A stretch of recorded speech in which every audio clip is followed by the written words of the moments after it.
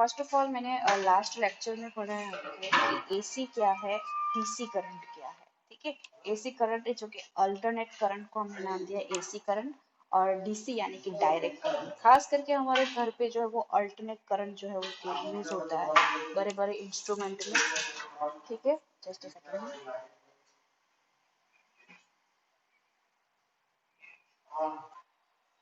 Okay, जो हमने last lecture में पढ़ा था एसी जनरेटर, उसी तरह से ये थोड़ा सा फॉलो करेंगे हम।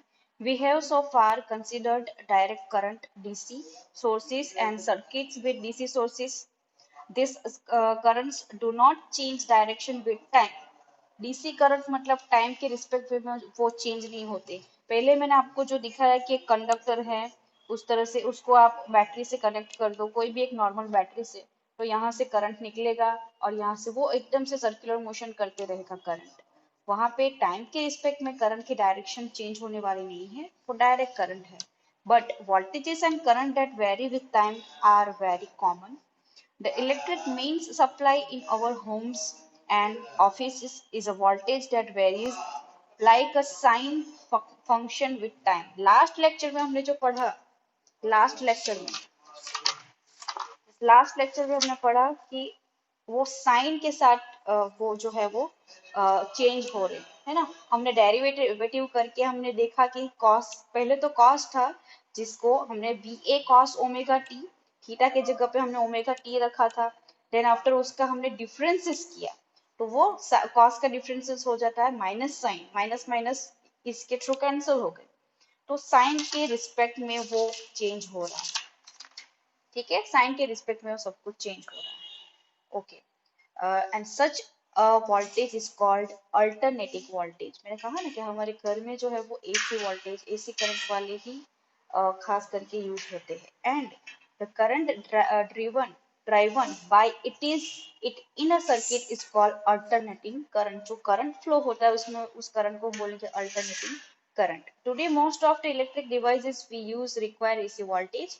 This is mainly because most of electric energy sold by power companies is transmitted and distributed as alternating current. The main reason for preferring use of AC voltage over DC voltage is that AC voltages can be easily and efficiently converted from one voltage to other by means of transformer में से जब आप one voltage में से another voltage में आप convert करते हो तो इजीली आप कन्वर्ट कर सकते हो। ठीक, इसलिए एसी को खास करके यूज करते हैं सब। Further electrical energy can also be transmitted economically over long distance of ये इलेक्ट्रिकल एनर्जी में कन्वर्ट होता रहता है। AC circuits exhibit characteristics which are exploited in many devices of daily use. For example, whenever we turn our radio to a favorite station, we are taking advantage of a special property of AC circuits. Okay, one of many that you will study in this chapter. Okay, so बहुत सारा है यहाँ पे जो है, मैंने बहुत कुछ डिराइव किया है, तो आपको मैं परफेक्टली थ्योरी बना के मैंने रखी है, आप देखो one by one. Okay, text book पे मत जाओ। फर्स्ट ऑफ ऑल एक छोटी सी सिंपल आपको एक सर्किट दी है, जहाँ पे आप देख सकते हो कि एक ईएमएफ वाला, वोल्टेज डिटेक्ट करने वाला एक इंस्ट्रूमेंट ईएमएफ है और एक रेजिस्टेंस है। ठीक है, we consider a source which produces sinusoidally varying। मैंने पहले भी बोला sinusoidally मतलब जैसे कि हमने बोला इस तरह से कि ये सर्किट है आपकी, सॉरी ग्राफ है, पहले ये 90 एंगल आपने रोटेट किया तो ये इंक्रीज हुआ ईएमएफ। ओके, फिर से 90 एंगल रोटेट किया, डिक्रीज हुआ, है ना, करंट ऐसे गया फिर ऐसे डिक्रीज हुआ, फिर से 90 एंगल वो नेगेटिव जाने लगेगा, फिर से आपने किया, फिर से इंक्रीज हुआ, फिर से ये जो ग्राफ है ना आपका, इस ग्राफ को क्या बोलते हैं हम, sinusoidally. Okay, varying potential difference across its terminals, इस टर्मिनल की बात होगी। Let this potential difference also called AC voltage be given by। okay, अभी हमने लास्ट थ्योरी में ये जो हमने प्रूफ किया, ये वाले इस वाले स्टेप के साथ, ये N B and A, then after इस डब्ल्यू को हमने डेरिवेटिव के थ्रू हमने W को बाहर निकाला और ये सारी वैल्यू मैग्नेट सॉरी मैक्सिमम है, ये मैक्सिमम है इसलिए इसको बोला जाता है मैक्सिमम वोल्टेज, ओके, या फिर एम्पलीट्यूड वोल्टेज भी बोला जाता है। तो इसको हमने ईएम या फिर ई नॉट से आप डिनोटेट कर सकते हो, ऐसा बोला था मैंने। अब सारी की सारी टेक्स्ट बुक में ई नॉट लिखा है, ओके, बट ईएम मैंने क्यों लिखा ये आपको अभी समझ में आ जाएगा। देखो, जैसे कि E is equal to E M sine omega T था, उसी तरह से एसी वोल्टेज को इस तरह से लिखा जाता है, ई की जगह पे वी, ई एम की जगह पे वी एम, साइन ओमेगा की जगह पे साइन ओमेगा टी। तो V is equal to V M sine omega T आप लिख सकते हो। Vm क्या है? The amplitude of the oscillating potential, amplitude of oscillating potential difference, okay? So now W क्या है? Angular frequency, W क्या है? फ्रीक्वेंसी। और T के बारे में आप जानते हो, साइन ओमेगा टी, ये पूरा ये एक एंगल है।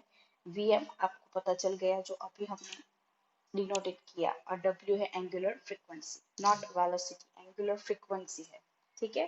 चलो, ओम्स लॉ के थ्रू हमें पता है कि V is equal to I R है।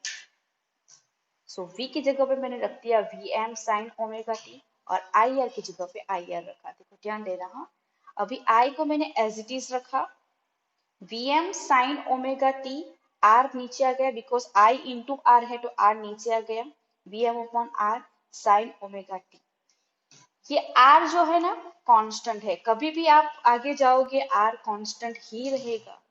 तो आप ये पूरा जो टर्म है ना, इसकी जगह पे आप आई एम लिख सकते हो, ऐसा I is equal to I M sine omega T.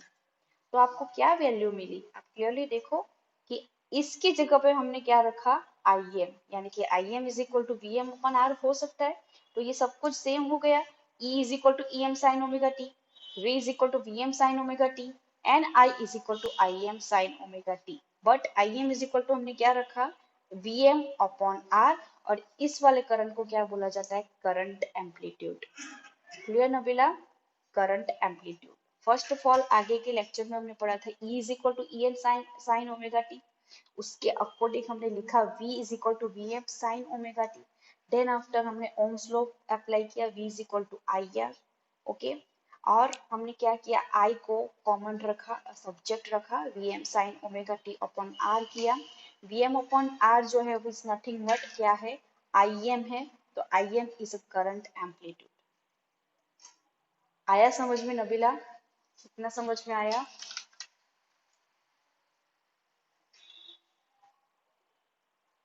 चलो, ये यहाँ पे ग्राफ है। ग्राफ मैंने क्या किया, इस वाले y एक्सिस पे ले लिया है Vm, यानी कि voltage, amplitude voltage and amplitude current. Amplitude मतलब maximum, maximum voltage, maximum current, और इस तरह पे ओमेगा टी, ओमेगा टी आपका एंगल जो है वो। चलो, जैसे जैसे आपने एंगल इंक्रीज किया, जैसे जैसे आपने एंगल इंक्रीज किया, पाई बाय 2 यानी कि हाफ रोटेशन, आपने आधा रोटेशन 90 एंगल किया, तो Vm ये दोनों मिलके क्या होता है आपका Em, यानी कि EMF, EMF इंक्रीज हुआ था, इसलिए ये जो ग्राफ है वो ऐसे गया। फिर से आपने हाफ रोटेशन दिया 180, तो ये डिक्रीज हुआ। 270 एकदम से नेगेटिव गया, 360 फिर से ऊपर गया, और इस तरह से बढ़ता जाएगा। आया समझ में? तो ये सिन्यूसॉइडली सिर्फ वोल्टेज का दिखाया मैंने। आईएम का सेम टू सेम है, करंट भी टाइम के रिस्पेक्ट में और एंगल के रिस्पेक्ट में इसी तरह से होगा। 90 एंगल के थ्रू इंक्रीज, 180 एंगल के थ्रू डिक्रीज, 270 डिग्री डिक्रीज होगा बट नेगेटिव साइन में, एंड 360 में इंक्रीज होगा बट नेगेटिव साइन में, इसी तरह से। बट कुछ आप डिफरेंसेस यहाँ पे देख रहे हो क्या, Vm का ग्राफ अपर पोजीशन पे है, किसके कंपेयर में, Im के कंपेयर में। तो वो किसकी वजह से होता है, किसकी वजह से होता है, इसलिए होता है। आया समझ में? इसकी वजह से होता है। Im जो है जो Vm से इतना कम है, क्योंकि इसके पास क्या है, resistance. Resistance is what, resistance मतलब पहले ही मैंने बोला था, रुका हुआ तेल। आया समझ में? Vm से करंट जो है आप मल्टीप्लाई कर दो ऐसे, चलो, Vm is equal to R into I M. ये तो बहुत सारी रुकावटें आती है, ये तो। आया समझ में? इसलिए इसका ग्राफ जो है वो कम है। क्लियर नबीला? ओके, चलो ये मोस्ट इम्पोर्टेंट है। इसके बाद इक्वेशन यहाँ पे दिया है, the voltage across a pure resistors and the current through it given equation 7.1 and 7.2 are plotted as a function of time। हमने ग्राफ प्लॉट किया ही है, ठीक है। Note in particular that both V and R is reach zero। ये most important है कि potentiometer, potential और current जो है दोनों जो है वो जीरो हो जाएंगे। उसका जो एम्पलीट्यूड है वो क्या होगा, जीरो। क्यों जीरो है, क्यों जीरो है, बिकॉज आप देखो V की डायरेक्शन भी ऐसी ही है, करंट की डायरेक्शन भी ऐसी ही है, इस तरफ V की डायरेक्शन भी ऐसी है, करंट की डायरेक्शन भी ऐसी है, मतलब दोनों के बीच में कोई एंगल नहीं बन रहा है। जब कोई भी चीजें, जब कोई भी एंगल आप कोई भी इन केस इसकी वेलोसिटी ऐसी है, इसकी वेलोसिटी ऐसी है, तो दोनों के बीच में कोई भी एंगल नहीं बन रहा है। इन केस ये और ये ऐसा है तो इसके बीच में 90 एंगल बन रहा है। इन केस एक ऐसा है और एक अपोजिट है तो दोनों के बीच में 180 एंगल बन रहा है, बट वो दोनों एक को लीनियर में है, एक ही लाइन में है, तो दोनों के बीच कोई भी एंगल बन नहीं रहा है, जीरो एंगल है। अगर वो ऐसे ऐसे है, ऐसे पैरेलल है ऐसे, तो दोनों के बीच में कोई भी एंगल नहीं बन रहा है। आप एक एक प्लॉट ग्राफ में एक एक पोजीशन पे आप देखोगे तो यहाँ पे कोई भी जगह पे एंगल बनने वाला नहीं है, मतलब आई और जीरो जो है वो कहाँ पे रीच करेंगे, जीरो पे। और ये जो जीरो वैल्यू है, दिस इज फेज डिफरेंस, इसको बोला जाता है फेज डिफरेंस। देखो, minimum and maximum values at the same time and clearly the voltage and current are in phase with each other, इसको बोला जाता है फेज डिफरेंस। 1 मार्क्स में आता है। देखो, the voltage and current are in phase with each other, इसलिए ऐसा बोला जाता है। थीटा इज इक्वल टू क्या होता है, डब्ल्यू टी, और ये दोनों सेम है। थीटा जो है वो आई के लिए भी और वी के लिए भी दोनों के लिए सेम है, इसलिए एंगल डिफरेंस भी जीरो है, इसलिए इसको क्या बोला जाता है, फेज डिफरेंस, और इसको डिनोटेट किया जाता है डेल्टा से। Delta is equal to zero. आया समझ में नबीला, आया? आपको ये एग्जाम में ये वाली लाइन लिखनी है, the applied voltage the current varies sinusoidally and has corresponding positive and negative. Okay, does values during each cycle। Okay, sinusoidally वो पॉजिटिव भी है नेगेटिव भी है। does the sum of the instantaneous current values over one complete cycle is zero। अगर आप देखोगे सिर्फ current के बारे में आप देखोगे तो आप यहाँ पे देख सकते हो करंट का एक साइकिल ऐसे, एक साइकिल ऐसे, एक साइकिल ऐसे, ऐसे करके। ये पॉजिटिव है उतना ही, इतना नेगेटिव है जितना पॉजिटिव, तो टोटल करंट जो है वो कैसे हो जा रही है, जीरो हो जा रही है।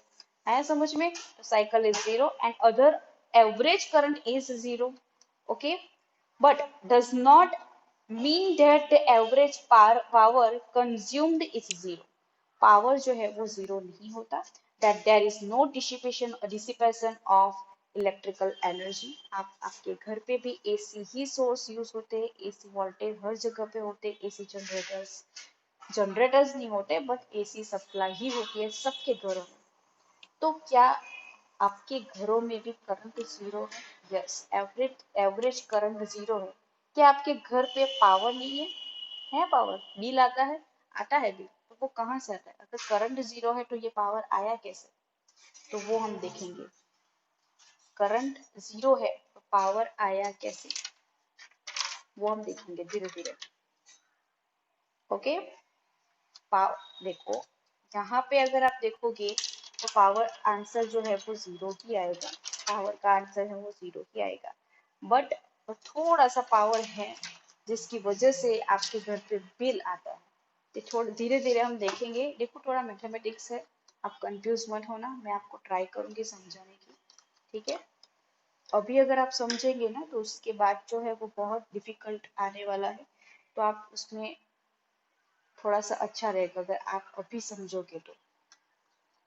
ओके, अब वो थंब वाला और ये सब कुछ चला गया। ओके, अब थोड़ा मैथमेटिक्स आएगा। चलो, ये आप 11th में पढ़ चुके हो कि P is equal to power. Power अभी जब इलेक्ट्रिक पावर, अभी आपने क्या किया, मैकेनिकल एनर्जी को इलेक्ट्रिकल एनर्जी में कन्वर्ट किया। ये सब कुछ आप चैप्टर 6 तक पढ़ते आए हो। ओके, ये सब कुछ आपने पढ़ा है। बट अभी क्या है कि एनर्जी स्टोर हो गई। अभी एनर्जी स्टोर हो गई, एनर्जी की वजह से क्या होता है, पावर आता है। तो घर पे बिल कैसे आता है, अगर करंट जीरो हो रहा है यहाँ पे एसी सोर्स में, तो ये हम देखेंगे। देखो P is equal to I square R, ये आप पढ़ चुके हो। आई स्क्वायर आर ये आपको नहीं आता, ऐसा मत बोलना, आप 11th में पढ़ चुके हो। Is equal to I, I 11th में नहीं, आप 10th से पढ़ते आए हो। आई की जगह पे आप ये रख सकते हो, आई इज इक्वल टू क्या है, आई एम साइन ओमेगा टी। तो आप ये रख सकते हो, वाई नॉट। तो मैंने रख दिया यहाँ पे आई एम साइन ओमेगा टी, और आई स्क्वायर है इसलिए होल स्क्वायर आई। अब ये डिस्ट्रीब्यूट कर दो, आई एम का भी स्क्वायर हो जाएगा और साइन स्क्वायर ओमेगा टी हो जाएगा। ओमेगा टी का स्क्वायर नहीं होगा क्योंकि ये तो थीटा है। ओके, और आर। ओके, अभी क्या करना है, इसकी एवरेज वैल्यू फाइंड करनी है। क्यों एवरेज वैल्यू फाइंड करनी है, बिकॉज एवरेज करंट जीरो हुआ, ये पॉजिटिव ये नेगेटिव, ये पॉजिटिव ये नेगेटिव, इसलिए करंट जीरो हुआ। तो एवरेज पावर क्या होता है वो देखेंगे, ओनली पावर की बात नहीं कर रही हूँ। एवरेज पावर कैसा आ रहा है वो हम देखेंगे। एवरेज पावर को इस तरह से डिनोट किया जाता है, इसमें आई स्क्वायर आर। ओके, आई की जगह पे मैंने रख दिया आई M sign square omega T और आर एज इट इज। अब एवरेज कैसे निकाला जाता है, आपकी टेक्स्ट बुक में डायरेक्टली जीरो लिखा है, डायरेक्टली जीरो लिखा है। देखो, डायरेक्टली, ये आपको कुछ भी समझ में नहीं आएगा कि कहाँ से जीरो हुआ। तो मैं आपको समझाती हूँ, ठीक है, धीरे धीरे आप सीखो क्या है। ठीक है, मैथमेटिक्स में 11th के अंदर आता है, जो कि आप नहीं पढ़े हो। ठीक है, आप किसी भी चीज का एवरेज निकालते हो ना, किसी भी चीज का, अगर वो टाइम के रिस्पेक्ट में है तो इस तरह से लिखा जाता है। इसको बोला जाता है फंक्शन। ओके, टाइम के रिस्पेक्ट में है इसलिए यहाँ पे एम्पलीट्यूड की बात हो रही है, रिवॉल्यूशन टाइम पीरियड, इसलिए 1/t इंटीग्रेशन ऑफ कहाँ से कहाँ, final time to zero time. Okay, F T D T. अब ये इंटीग्रेशन के बारे में नबीला आपको पता ही होगा, बस अपने 1/t लिखना है वो नहीं पता होगा, है ना नबीला, इतना तो पता है ना। Sorry, yes, no, 0 to t। Okay, okay, 0 to 2 T F T D T. अब एफ टी क्या है, एफ टी मैंने पूरा का पूरा करंट पावर जो है उसको किया है, इसको, ये वाला, जो कि टाइम के रिस्पेक्ट में चेंज हो रहा है। करंट चेंज नहीं हो रहा है, करंट तो जीरो हो गया, करंट की बात हम, सॉरी, करंट की बात कर रहे हैं, बट वो भी जीरो हो जाएगा, बट उसको हम इसमें अप्लाई करेंगे, उसके बाद जीरो हो जाएगा। आप देखो धीरे धीरे, चलो, एफ टी यानी कि पूरा ये एफ टी, आर कॉन्स्टेंट है इसलिए इसकी बात हम नहीं करेंगे, तो आर को हम बाहर निकाल देते। आई एम साइन ओमेगा टी, मैंने क्या ले लिया, आई M sine omega T D T. Okay, F T की जगह पे क्या लिया मैंने, आई M sine omega T. Okay, now क्या था, 0 to 2 I M sine omega. देखो मैंने आर को कॉमन ले लिया है, ठीक है। चलो, यहाँ पे 1/t था, टी को एज इट इज रखा। आई एम जो है इसमें कोई टी नहीं है, टी डी टी है ना, तो टी वाला जो है उसी का हम इंटीग्रेट कर सकते हैं, आई एम का नहीं, इसलिए मैंने आई एम को बाहर निकाल लिया। आई M upon T, 0 to t sign omega T D T. देखो मोस्ट इंपोर्टेंट थियरी है, sign omega T D T. Okay, अब साइन का इंटीग्रेशन होता है कॉस। ओके, तो मैंने लिख दिया यहाँ पे cos. Okay, okay, differential negative होता है, इंटीग्रेशन पॉजिटिव होता है, इतना याद रखना होगा आपको। डिफरेंशियल नेगेटिव होता है साइन का डिफरेंशियल नेगेटिव होता है, साइन का इंटीग्रेशन पॉजिटिव होता है। ये भी कॉसी होता है, ये भी कॉसी होता है, बट ये इंटीग्रेशन, हमने इंटीग्रेशन डेरिवेशन हमने आगे की थियोरी में पढ़ी, इंटीग्रेशन हम अब पढ़ रहे, ये पॉजिटिव है, ठीक है। अब साइन का कॉस ओमेगा टी, डिफरेंसेस में हमने क्या किया था, ओमेगा जब मल्टीप्लाई में था तो बाहर हमने मल्टीप्लाई किया था नबीला, याद है। तो इंटीग्रेशन में डिवाइड करना है। देखो, साइन ओमेगा टी का इंटीग्रेशन कॉस ओमेगा टी, देखो मैं यहाँ पे कर रही हूँ, साइन ओमेगा टी का integration cos omega T but multiplication में भी कुछ है, ओमेगा टी इंटू टी, तो integration of omega T, T का क्या हो जाएगा 1, टी का क्या हो जाएगा 1, तो क्या बाकी रहा ओनली ओमेगा, तो ये रहा आपका ओमेगा, ओमेगा को आपको क्या करना है डिवाइड करना है। नबीला क्लियर? डेरिवेशन में क्या करते थे मल्टीप्लाई करते थे, जो भी मल्टीप्लाई में है वो, और इंटीग्रेशन में क्या करना है डिवाइड करना है। नबीला क्लियर? ओके, नाउ एक बार आपको इस W को मैंने बाहर निकाल दिया, ओमेगा को आई M upon omega into T मैंने बाहर निकाल दिया, एक बार स्मॉल टी की जगह कैपिटल टी और एक बार स्मॉल टी की जगह पे जीरो, तो यहाँ पे ओमेगा टी और ये कॉस जीरो 1 हो जाता है, तो यहाँ पे 1 ही आएगा। अब ओमेगा इज इक्वल टू क्या किया मैंने angular velocity, sorry angular frequency is equal to क्या होता है distance, angular distance upon time, तो डिस्टेंस कितना है सर्कल यानी कि 2 पाई, पूरा सर्कल एक 90, दूसरा 90 कितना हो जाए 2 पाई होता है, सॉरी 360 डिग्री होता है 2 पाई, तो 2 पाई अपॉन डिस्टेंस के टाइम कितना है कैपिटल टी, टी कैंसिल, तो 2 पाई मतलब 360, कॉस 360 भी 1 होता है, कॉस 0 भी 1 होता है, इसलिए पावर 0 है। आपके टेक्स्ट बुक्स में डायरेक्टली दिया है, मैंने आपको परफेक्टली डेरिवेटिव करके लिखा है कि पावर एवरेज पावर 0 हो जाता है, एवरेज पावर जो है वो 0 हो जाता है, पर फिर भी आपके घर पे बिल आता है। अब क्या हुआ, क्यों बिल आता है, एनी आइडिया? नो, फिर से मैथमेटिक्स लगाना पड़ेगा, दूसरे दो इक्वेशंस आपको याद रखने पड़ेंगे। कौन से? आप ये 10th में ट्रिग्नोमेट्री में पढ़ के आए हो, sin square theta is equal to 1 minus cos 2 theta by 2 and cos square theta is equal to 1 plus cos 2 theta by 2, तो हमें ये वाला इक्वेशन यहाँ पे ट्राई करना है sin square theta, बिकॉज हमारे पास sin square ओमेगा t है, इसलिए हमें ट्राई करना है 1 minus cos 2 theta upon 2, theta की जगह पे आपको रखना होगा ओमेगा टी। चलो ट्राई करते हैं। पावर की डेफिनेशन है, पावर हमने यहाँ पे लिखा, अब पता है आपको पावर क्या है, I I M square R sine square omega T, तो ये मैंने यहाँ पे लिख दिया, okay, sine square omega T. Okay, now इतना जो है ना, इतना वो टाइम के रिस्पेक्ट में चेंज नहीं होता, तो इसका मुझे एवरेज निकालना है, तो फिर से 1/t F T D T, यहाँ पे भी किया था ना हमने 1/t F T D T, उसी तरह से यहाँ पे 1/t F T D T. Okay, तो एफ टी की जगह पे हम रखेंगे sine T, sine square omega T, तो साइन स्क्वायर ओमेगा टी, तो इसकी जगह पे हम ये रखेंगे 1 plus 1 minus cos 2 theta by 2, theta की जगह पे हम लिखेंगे 1 minus cos 2 omega T by 2, तो मैंने यहाँ पे रख दिया 1 minus cos 2 omega T by 2।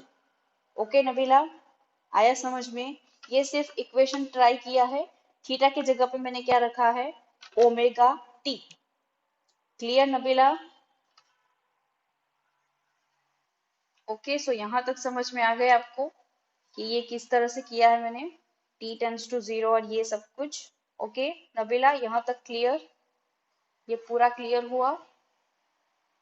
ये t कहाँ से आया, t टेंस टू जीरो, ये t और एक बार जीरो, यहाँ पे w की वैल्यू मैंने 2 पाई रखी है, 2 pi upon t into T, T cancel, इसलिए ये sine zero is zero, sine 2 pi is zero, 2 pi मतलब 360, तो यहाँ पे 1/2 आया, ठीक है, 1/2 आया, उसको मैंने 1/2 को मैंने यहाँ पे पुट किया, तो p is equal to I M square R 1/2, ये आपको वैल्यू मिली है पावर की, जिसकी वजह से घर पे बिजली का बिल आता है, ठीक है। अब जो है वो थोड़ा सा दो ही वैल्यू आपको प्रूव करनी है, आई आर एम एस और V R M S, I R M S और वी आर एम एस कहाँ से आती है देखो,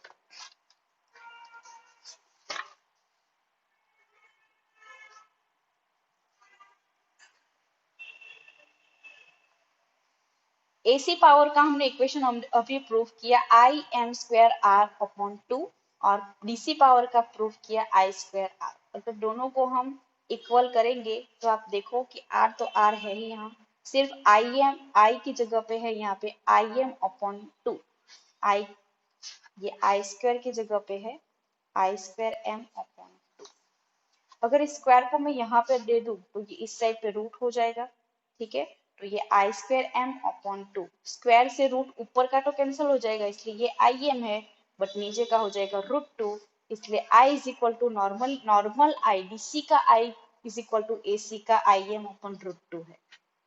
आया समझ में? This is called special current, इसको बोला जाता है आरएमएस करंट, ऐसे लिखा जाता है आई आर एम एस। देखो ये I R M S is equal to I M upon √2। अभी तक अगर आपको ऐसा नहीं दिया हो, आर एम एस नहीं दिया है, तो उसको आई एम ही चूज करो, नहीं तो आपको दिया होगा कि ये I R M S current है। ठीक है, मैं आपको अलर्ट करूंगी जब भी न्यूमेरिकल आपको कराऊं तब। ओके, उसी तरह से वोल्टेज में भी है, वोल्टेज में भी सेम टू सेम है, जैसे कि मैंने I is equal to I M upon √2 लिखा, उसी चीज से वोल्टेज में भी V is equal to V M upon √2 है। ओके, √2 मतलब √2 की वैल्यू आप अपनी कैलसी में निकालो, उसका इनवर्स कर लो, वन अपॉन √2, तो 1 अपॉन √2 की वैल्यू ये है इंटू वी एम। ओके, जिस तरह से V is equal to I R होता है, उसी तरह से V M is equal to I M R है, और फिर से हमने √2 लिख दिया, तो वी एम की वैल्यू क्या होती है, V M is equal to V M upon √2 is equal to I M upon √2 into R, so V is equal to I R हुआ, that's why V is equal to V M upon √2, that's it. Okay, आप यहाँ तक लिखोगे वो भी perfect है। Clear Nabila? Nabila clear हुआ? ठीक है, टाइम नहीं जाएगा इतना ज्यादा। चलो 7.1 एग्जांपल देखो, टेक्स्ट बुक में ही करते हैं। देखो, a light bulb is rated at 100 volt for a 220 volt. आपको वोल्टेज दिया है और पावर भी दिया है। Find the resistance of the bulb, resistance find करना है आपको। ठीक है, क्या होता है, P इज इक्वल टू, पहले तो P is equal to I square R होता है, P is equal to I square R होता है। मैंने क्या करना है, ओम्स लॉ के according V is equal to I R है, तो I को सब्जेक्ट बनाओगे तो V अपॉन आर आएगा नबीला, तो I के जगह पे मैंने क्या रखा, V अपॉन आर, तो ये V अपॉन आर का होल स्क्वायर और ये एक R, यहाँ पे V का स्क्वायर R का स्क्वायर इंटू R, एक एक R कैंसिल हो गया, तो ये हो गया V square upon R. Okay, तो आपको क्या मिला, power is equal to V square upon R. यहाँ पे रेजिस्टेंस फाइंड करना है, इसलिए वी स्क्वायर अपॉन पी। तो ये यहाँ पे देखो डायरेक्टली लिखा, आपको समझ में नहीं आएगा, मैंने यहाँ पे प्रूफ किया है वी स्क्वायर अपॉन पी कैसे आता है। वी की वैल्यू रखो 220 वोल्ट, आर पी की वैल्यू रखो 100, और ये आपको रेजिस्टेंस मिल जाएगा। Then after the peak voltage end of the source, peak voltage इसको बोला जाता है, हाँ, जो हमने अभी लास्ट में फाइंड किया वीएम को। Okay, Vm is equal to √2V, कहाँ से आया है पीक वोल्टेज, देखो V इज इक्वल टू क्या आता है, Vm अपॉन √2 आता है ना, तो ये Vm है ना, वो पीक वोल्टेज है, तो Vm is equal to √2 into V आता है। तो यहाँ पे V की वैल्यू जो आपने 220 मतलब 220 मिला है ना, उसको आप रख दो, तो ये वैल्यू आएगी। देन आफ्टर आपको फाइंड करनी है करंट, आरएमएस करंट, तो करंट डायरेक्टली आप फाइंड कर सकते हो। P इज इक्वल टू क्या होता है, I इंटू वी। ओके, तो करंट इज इक्वल टू क्या होगा, E अपॉन V, तो P की वैल्यू पुट करो, V की वैल्यू पुट करो। नबीला कर पाओगे आप?